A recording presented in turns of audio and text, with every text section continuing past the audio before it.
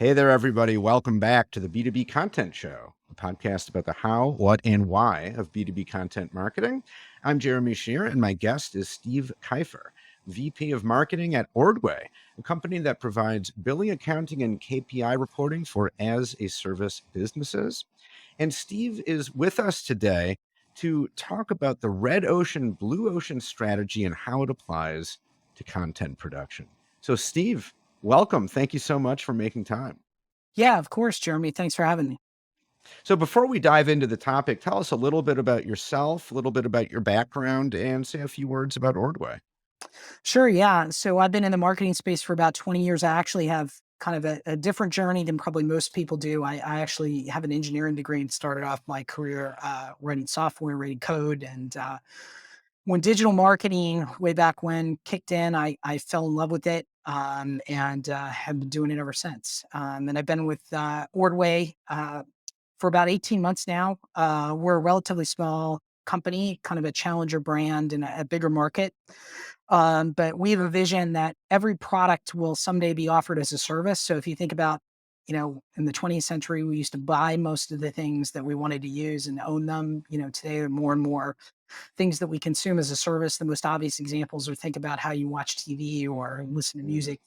These days you do it on Spotify, you do it on Netflix. You don't go out and buy a DVD or a CD. And the same things really happen in the business world, yeah. starting really with technology, right? Companies like Salesforce turned software into a service. Companies like Amazon have turned data center hardware into a service. And that is happening in all kinds of industries from real estate to industrial manufacturing. And the problem that we solve at Ordway is a lot of the traditional financial systems that would do things like generate an invoice or report the amount of revenue you got to your investors don't play well with these new business models and pricing strategies. And so we're hoping to close that gap there.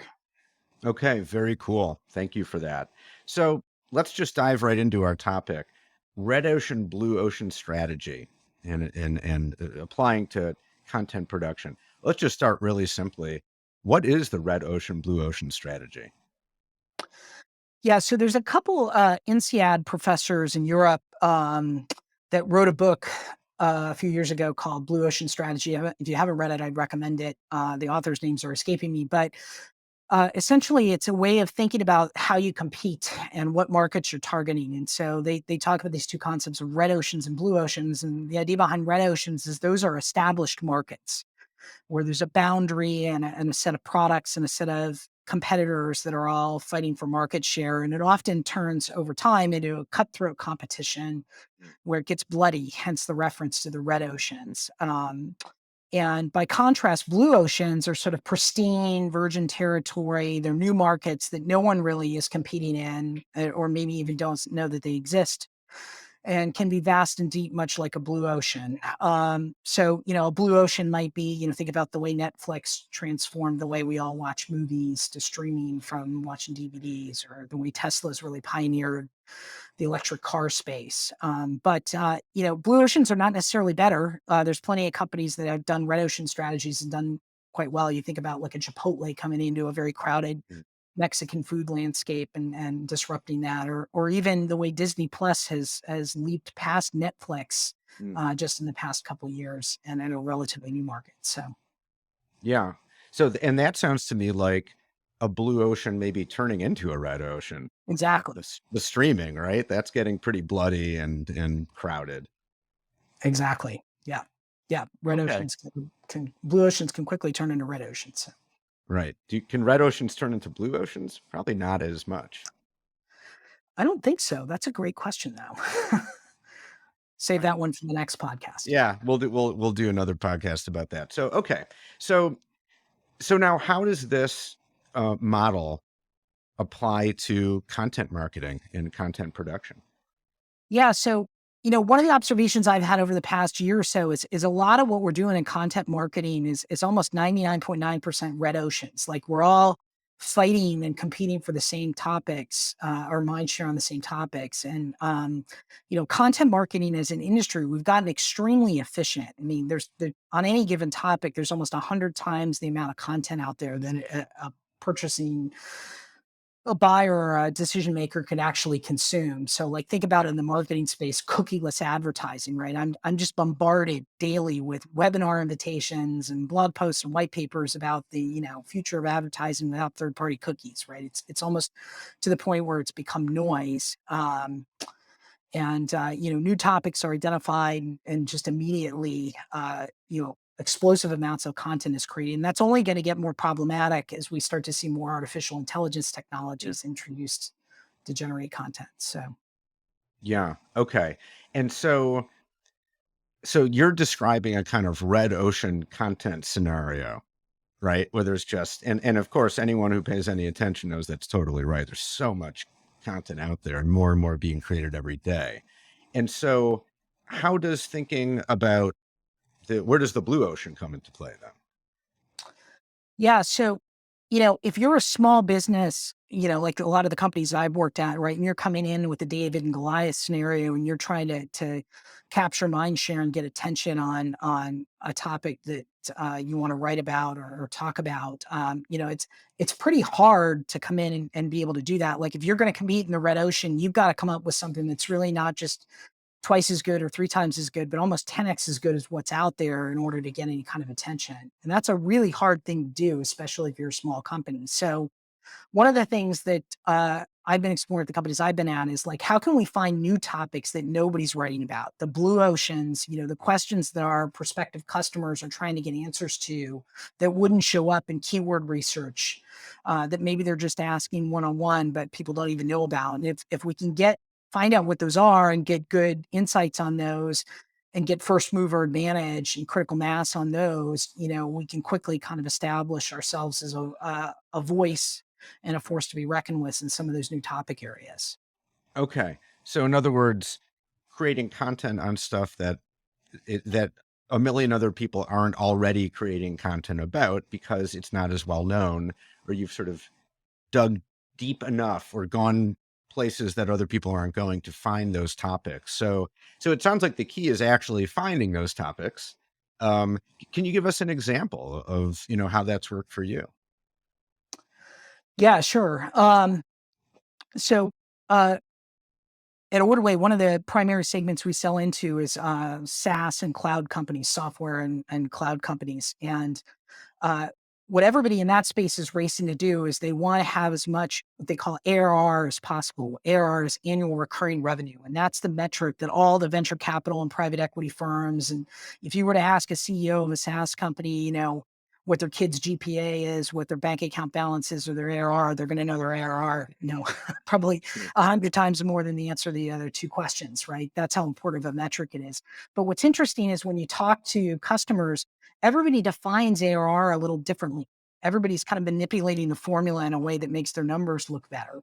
And we when we got into this space, realized there's a lot of, SEO optimized, machine friendly definitions of ARR that are two sentences long, but nobody's really kind of dug into this, all these different ways that ARR is being calculated. And so we went out and said, how can we get some competitive advantage here and kind of establish a content moat in this blue ocean area? So we went out and had a research team go through a couple hundred SEC filings and look at how some of the publicly traded companies in their investor disclosures were defining this ARR term. And sure enough, found, it was almost like snowflakes. Everybody was treating it a little bit differently and put together a whole kind of research and content asset strategy around that. Wow. Okay. Very interesting. So it's not that that term was super obscure. In fact, it sounds like it's a term that everybody in that particular industry knows, thinks about all the time. But you're saying that, and I'm sure there's Nobody would, content about it out there yeah. as well. But it's just so you found you had the observation that there was sort of no one accepted definition of what it is or how people calculate it. That seems to be the insight. And then you said, let's do content around, given the fact that there are so many ways that people think about it. Is that accurate? It is, yeah, and you'll find that with the finance professionals, that they're pretty passionate about it. It's almost as passionate as they might be about their favorite NFL team, so Mm. you can get them going by, how do you define ARR? I use this formula. Well, that's not right, you're not supposed to exclude this and that. You're supposed to be doing it this way, It takes about 5 seconds to get a healthy debate going if you get a couple of those hooks in the room and bring this topic up. So it was a topic people were really want more information about and are interested in, but there really was nothing published about how to calculate it and the different ways companies were doing it. Okay. And was that surprising to you that there wasn't, given how popular this term is and how much debate is, that no one had thought to, like, hey, let's create some content that helps people think through this complicated thing? Was that surprising?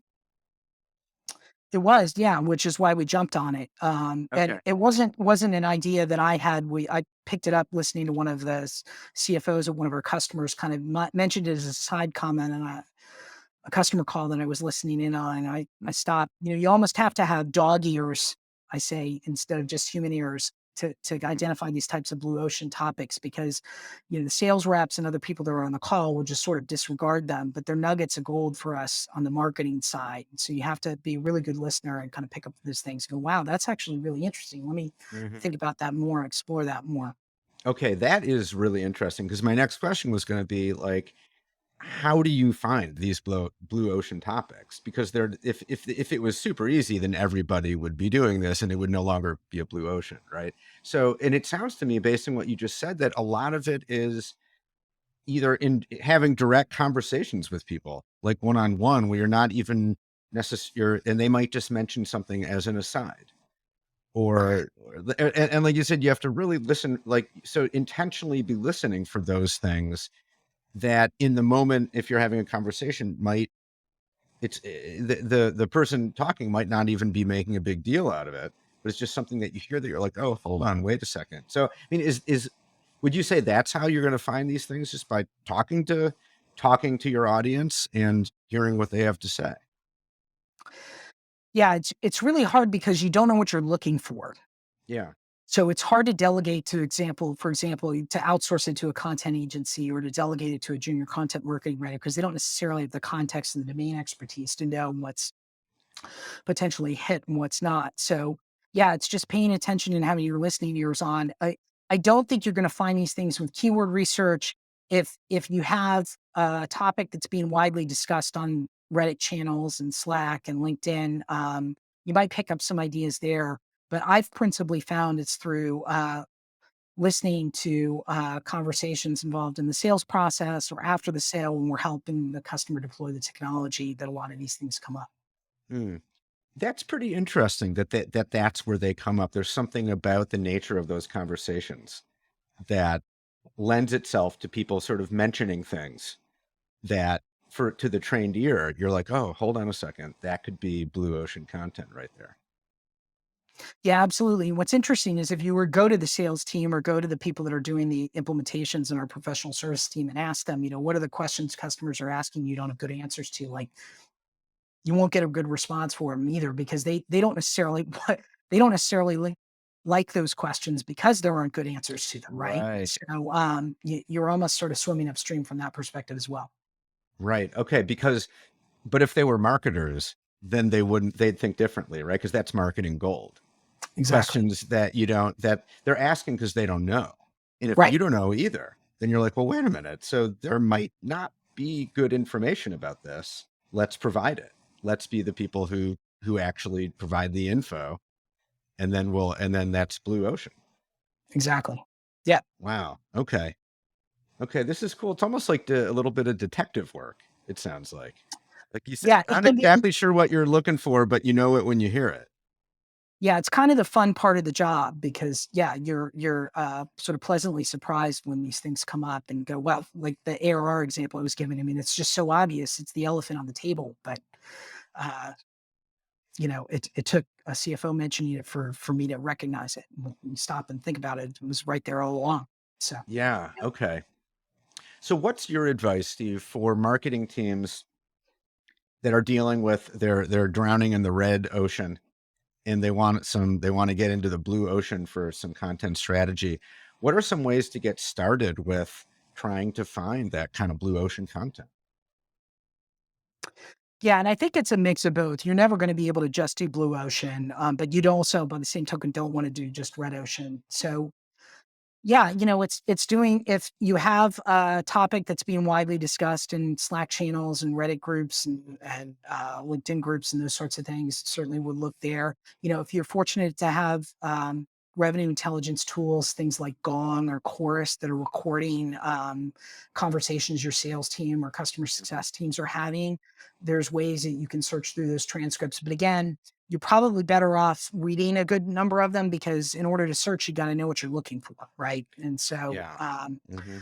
it's a little bit of a scavenger hunt. And so the way that I've been approaching it is just trying to block off a certain amount of time per week to look for those things and just make a habit of checking in or listening in on X number of calls per month, Hmm. or checking in with some of the key people in the business that tend to be in the line of fire of these types of things and ask them, I don't ask them, hey, what do you think we should be writing about? I ask them, hey, Sure. you're working with this customer to get them to go live. Like, what are some of the problems that they're having? Where are they really pushing us past our comfort zone, Hmm. our boundaries? And that's usually where it will come up.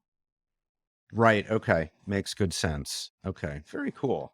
Really cool framework for thinking about that. Well, Steve, thank you so much. I mean, I'd love to just, continue chatting because it's so interesting, but I don't want to take any more of your time. So thank you very much for your time and for a great conversation.